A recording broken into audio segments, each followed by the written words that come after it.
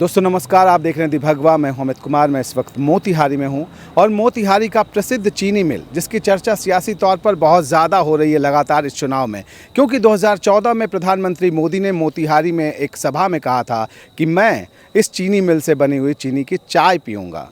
तो चाय पीने वाली जो चर्चा है वो सियासत में इतनी ज़्यादा गर्माहट ला रही है कि लगातार कई सभाओं में विरोधियों को आप देखते होंगे, बीजेपी विरोधियों को, कि इस मुद्दे को उठा देते हैं और प्रशांत किशोर ख़ास तौर पर जोर देते हैं कि मोतिहारी में जो वादा किया था आखिर वो चीनी मिल शुरू क्यों नहीं हुई। रात का ये अंधेरा हो चुका है, लेकिन बावजूद इसके आप कुछ देख सकते हैं। हिस्सा आपको दिख रहा होगा, चीनी मिल का स्ट्रक्चर दिख रहा होगा। ये कबाड़ में कह सकते हैं कि आप खंडहर में तब्दील हो चुका है। कब ये शुरुआत होगी इसकी, ये कोई नहीं बता सकता। इस वक्त में कहा जाता है कि निजी मिल है, एक दलील होती है बीजेपी की तरफ से कि निजी मिल है और निजी मिल का संचालन या फिर उसे चालू करने या कोई भी फैसला लेना वो निजी तौर पर वो जिम्मेदारी होती है। मेरे साथ एक किसान है मौजूद, नाम है उनका श्याम पांडे। ख़ास बात यह है कि श्याम जी का बकाया है इस मिल पर, और ये गन्ना किसान रहे हैं। कितना बकाया श्याम जी? जी 2 लाख से ऊपर का बकाया है। कितने साल से बकाया है? 10 को पुरानी बात हो गई, अब उसको हम लोग भूल भी चुके हैं। लेकिन उसके बाद भी दोबारा चीनी मिल खुला था तो हम लोग उसके बाद भी हम लोग गन्ना दिए थे कि वो बकाया भी है, फिर भी गन्ना देंगे कि यहाँ के और छोटे बड़े किसानों का कल्याण हो। 2 लाख से ऊपर बकाया है, 10 को पुराना है। और बकाया मिलने की उम्मीद? बकाया मिलने की उम्मीद कहाँ है जब यहाँ चीनी मिल का ज़मीन ही बिक गया। तो फिर चाय कैसे पी जाएगी? तो वही ना, चीनी मिल के का नाम लेके लोग चुनाव जीतता है यहाँ, उसके बाद उसी का ज़मीन हड़प लेता है लोग। बोला जाता है कि निजी मिल है, इसलिए फैसला तो निजी तौर पे होगा इस मिल का। सरकार क्या तब करे? निजी जाके ना ज़मीन लिखा है लोग। आप पता कीजिए कि ज़मीन पूरा लिखा गया, चाय पीने वाले लोग ही ज़मीन लिखा है। आप बीजेपी पे आरोप लगा रहे हैं? तब मैंने जाहिर सी बात है, आप जाके पता कर लीजिए ज़मीन कौन लिखा है। तो अब आपका पैसा मिलेगा कैसे? अब तो देखिए ऊपर वाले के हाथ में है। ये बताइए लेकिन कितने चीनी मिल और किसानों के साथ जो लोग नाइंसाफ़ी किए हैं उसको जनता तो नहीं माफ़ करेगी, ऊपर वाले भी उनको नहीं बख्शने जा रहे हैं। कितनी बड़ी तादाद होगी, नाइंसाफ़ी हुआ कितनी बड़ी तादाद होगी उन किसानों की जो यहाँ पे मिल में तब गन्ना का उत्पादन कर यहाँ सप्लाई किया करते थे, गन्ना बेचा करते थे? हजारों लाखों किसानों का पूरा गन्ना यहाँ पे आता था। इस मिल के बंद हो जाने से यहाँ इस इलाके के लोग गन्ना का खेती बंद कर दिए हैं। चूँकि यहाँ से गन्ना लेके आप गोपालगंज डिस्ट्रिक्ट में जाइए, सिद्धवलिया, सासामूसा और हरखुआ चीनी मिल में, तो 100 क्विंटल गन्ना लेके जाइएगा वेट करा के। हम लोग 2014 तक गन्ना की खेती किए, वेट करा के भेजते थे 100 क्विंटल गन्ना, तो वहाँ जाके होता था 65 कुंटल, 70 कुंटल। कहाँ चला जाता था बीच में? सब वेट कटिंग में जाता था और सब विभागीय सब जगह अप्रोच हुआ कि भाई वेट कटिंग का मतलब आप किसान, आपका जो गन्ना जितना वजन का है, मतलब मेरा गन्ना 100 क्विंटल गया और वो मिल वाला कह रहा है कि 70 क्विंटल आपका है, 60 क्विंटल है, और वो मानना है तब दीजिए गन्ना, नहीं तो गन्ना वापस लेके आइए। सुगौली की भी चर्चा होती है चीनी मिल की कि ज़्यादा दूर नहीं है। सुगौली ज़्यादा दूर नहीं है, लेकिन उसका एरिया अलग है। वो चलान वलान में बहुत दिक्कत होता है। हम दिक्कत होती है, चलान मिलने में वहाँ दिक्कत होता है। उसका जो एरिया है उसी से उसका गन्ना पूरा हो जाता है। सुगौली जाए तो कितने किलोमीटर की दूरी तय करनी पड़े? सुगौली जाएगा तो किलोमीटर ज़्यादा नहीं है, 30-35 किलोमीटर ऐसा। और गोपालगंज के मिल में 85 किलोमीटर, 100 किलोमीटर जाना पड़ता था। तो इसी वजह से गन्ना उत्पादक किसानों ने बंद कर दिया, कम कर दिया, बंद कर वेट कटिंग होता है वहाँ जाने, उतना खर्चे करके जाने के बाद भी वेट कटिंग है। मतलब 100 क्विंटल गन्ना लेके जाइए, 70 क्विंटल। आपको लगता है इस चुनाव में कोई समाधान चुनाव के बाद निकलेगा? मुद्दा ये बन रहा है ये चीनी मिल या नहीं? ये बात चाय तक ही सीमित है। मुद्दा तो ये है, लेकिन चीनी का नाम लेके लोग चुनाव जीतता है और उसके बाद से वादा रह जाता है। और दूसरे जो उछाल रहे हैं वही तो वो भी ना करेंगे। अब देखिए उम्मीद है, लेकिन इसका तो ज़मीनें लोग लिखा लिया है, तो अब कि उनसे भी क्या उम्मीद किया जाए। चारों तरफ मैं देख रहा हूँ घनी आबादी बस चुके हैं। घनी आबादी है, इसका फुलवारी था उधर, वो सब बिक चुका है। इसका शीरा अगर ये मिल चालू भी तो जाएगा कहाँ वो बाकी वेस्टेज के लिए? तो अब सब लोग चारों तरफ बंद कर दिया है रास्ता। हमारे साथ ब्रजेश जी मौजूद हैं जो कि स्थानीय पत्रकार हैं और बताएंगे आपको, अनुभव है उनका इस चीनी मिल को लेकर और ये भी जानकारी है कि आखिर क्या हुआ इसको लेकर।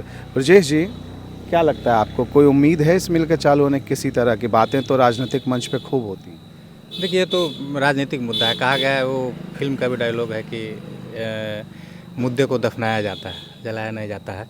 तो वो रियली में कोई भी किसी भी दल के नेता हों, ये नहीं कि केवल भाजपा, राजद, कांग्रेस, सभी दल के नेता इस चीनी मिल और मोती झील, मोतिहारी के दो चीज़ ऐसे हैं हाँ, जिसका मैं एक बार दिखाना चाहूँगा कि मैंने शुरू में ही जिक्र किया और आप इधर देख सकते हैं कि मोती झील है। आपको पानी यहाँ मोती झील में नज़र आ रहा होगा।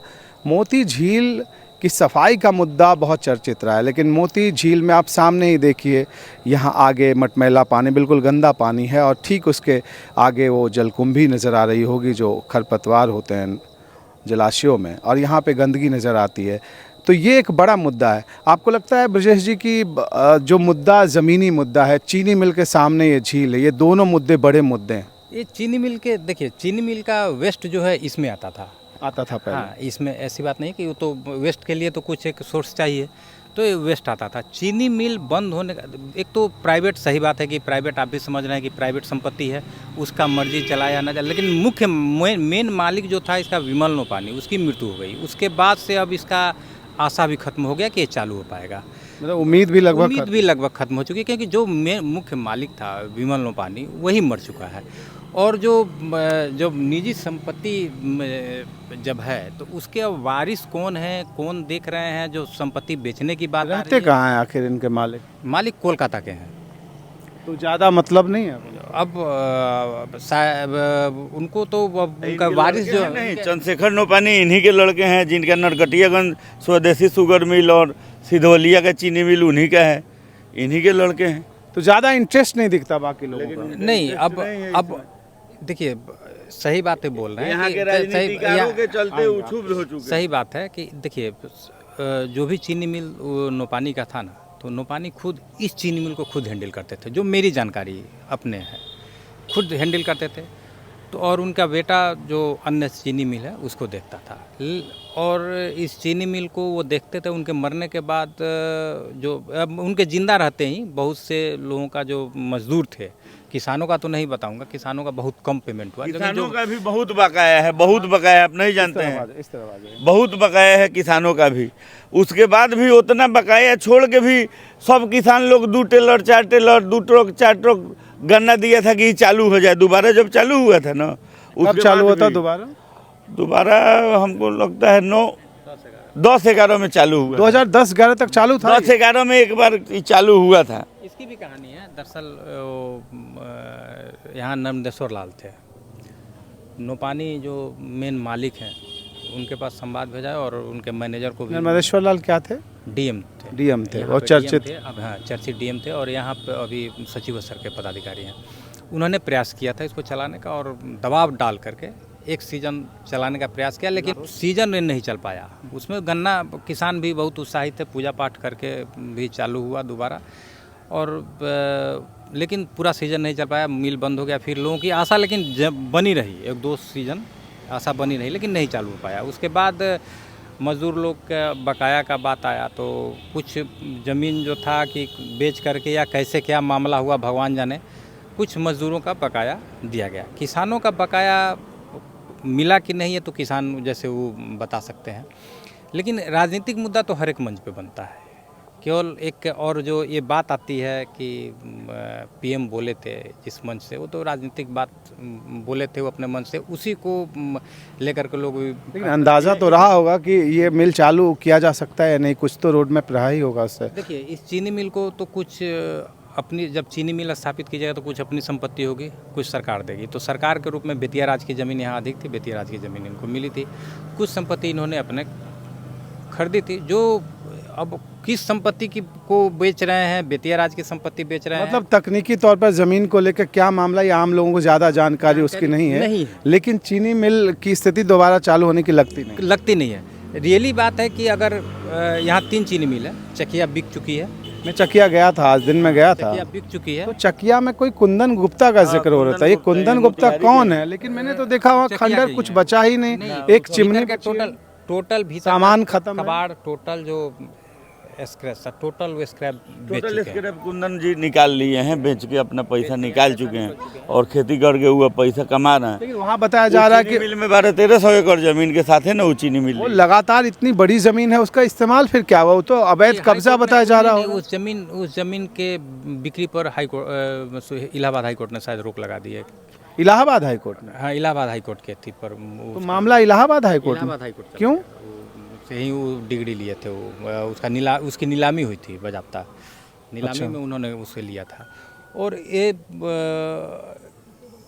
इस चीनी मिल का एक ही बात कहेंगे, चुनाव आते ही मुद्दा गर्मा जाता है।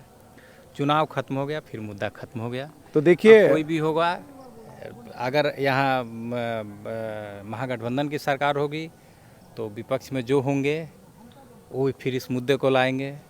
अभी एनडीए की सरकार है, जो विपक्ष में है फिर यही मुद्दे लेंगे। बिल्कुल। और आखिरी सवाल आपसे, पैसे मिल पाएंगे? अब ये तो भरोसा हम लोग छोड़ चुके हैं।